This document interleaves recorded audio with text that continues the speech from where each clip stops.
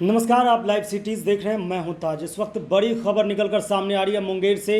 आज AIMIM के राष्ट्रीय अध्यक्ष असदुद्दीन ओवैसी मुंगेर पहुंचे। जनाब, वो चुनावी जनसभा को संबोधित करते हुए मुंगेर से अपने प्रत्याशी मोनाजिर हसन के पक्ष में लोगों से वोट की अपील करते देखे। वहीं दूसरी तरफ वो NDA और महागठबंधन को आड़े हाथों लेते हुए जमकर निशाना साधा।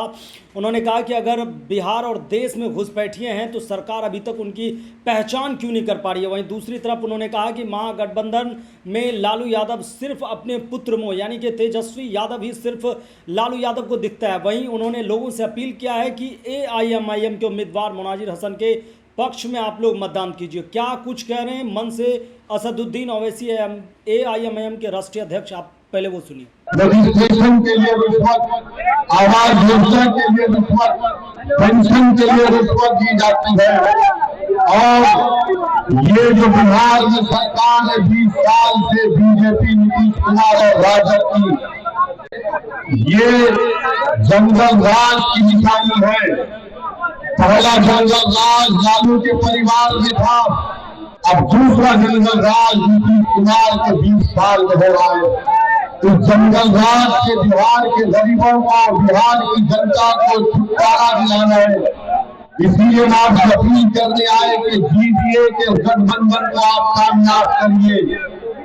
जो GDA का अलायंस मजलिस इत्तेहाद मुस्लिमीन ने बनाया, आप इसको कामयाब करिए। रहा सवाल अमित शाह का यह बोलना कि बिहार से हम घुसपैठियों को भगाएंगे, हम अमित शाह को बता रहे हैं कि 11 साल से आपकी सरकार है दिल्ली में, BSF आपके पास है, बॉर्डर की सिटिंग आपके पास है। अगर उसके बावजूद भी बिहार में अगर कोई घुसपैठी घुस जाता है तो उसकी जिम्मेदारी नरेंद्र मोदी, अमित शाह और नीतीश कुमार की है। लालू परिवार मुख्यमंत्री है मगर उनका दिल सिर्फ अपने बेटे में अटका हुआ है। तो बताओ ये बिहार की जनता कहाँ जाएगी? क्या विकल्प है? विकल्प कांग्रेस है, विकल्प चंद्रशेखर आजाद की पार्टी है, विकल्प स्वामी प्रसाद मौर्य के साथ जो अलायंस बनाया गया। तो हम आपसे अपील करते आए हैं कि आप अपने वोट का सही इस्तेमाल करिए, हमारे बड़े भाई को कामयाब करिए। ये मुखलिस है और ये अच्छे इंसान है, ये हर एक को एक निगाह से देखने वाला शख्स है। लोग आपके सामने आकर बहुत बातें करेंगे मगर मैं मुंगेर की आवाम को बता रहा हूँ कि हमारे बिहार के अध्यक्ष अब तो ईमान ने बड़ी कोशिश की कि हमको भी हिस्सा बना दिया जाए मगर लोग नहीं चाहते थे। अब जब नहीं चाहते तो हम क्या कर सकते हैं? हमने तो ये भी कह दिया था कि अगर तुमको सत्ता मिलती है, इक़्तिदार मिलता है तो हमको आगे मत दो, इंसाफ करो। मगर मेरे अजीज दोस्तों और बुजुर्गों, जब हमारी तरफ से पेशकश की गई तो राजद के लोगों ने हमारी कमजोरी समझा।